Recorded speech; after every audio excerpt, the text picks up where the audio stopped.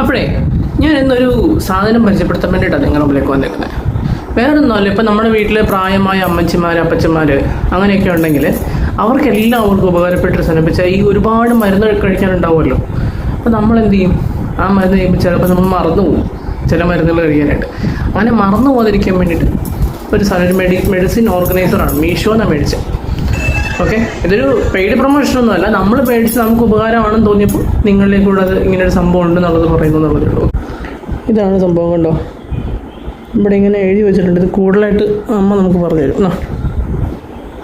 കൂടുതലായിട്ട് പറയാനൊന്നുമില്ല, ഇത് ടാബ്ലറ്റ് ഓർഗനൈസറാണ്. അതെന്താണെന്ന് വെച്ചാൽ ചിലപ്പോൾ മരുന്ന് കഴിച്ചൊക്കെ അത് മറന്നു പോകും. രാവിലെ ചിലപ്പോൾ മോർണിംഗിൽ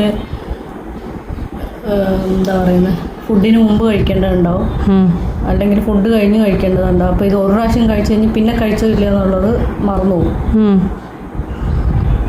അപ്പോൾ അതങ്ങനെ മറക്കാതിരിക്കാൻ വേണ്ടിയിട്ട് മേടിച്ച് വെച്ച ഒരു സംഭവമാണ്. അതിപ്പോൾ നമ്മളിപ്പോൾ ഒരാഴ്ച ഉപയോഗിക്കാൻ തുടങ്ങിയിട്ട്, അപ്പോൾ അത് ഉപകാരപ്രദമാണെന്ന് തോന്നി. അതെ, ഇതിവിടെ തീർന്നു. ഇതിന് ഫില്ല് ചെയ്യണം. ഇവിടെ അമ്മച്ചി കഴിച്ച് തീർച്ചയായിട്ടും കഴിച്ചു. ഇനിയിപ്പോൾ വൈകുന്നേരത്തെ കഴിക്കാനുണ്ട്. ഇന്നത്തെ ഇവിടെയാണോ പറയുന്നത്? ട്യൂസ്ഡേ. ഇത് വൈകുന്നേരത്തെ ഉച്ചയ്ക്ക് അമ്മച്ചിക്ക് കഴിക്കാനില്ല. ഇതുണ്ടോ? ഗുളിക എങ്ങനെ സെറ്റ് ചെയ്ത് വെക്കും?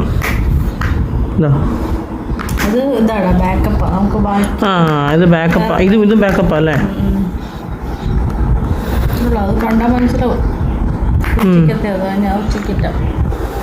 ഉണ്ടോ? ഇത് ഇത്രയുള്ള സംഭവം.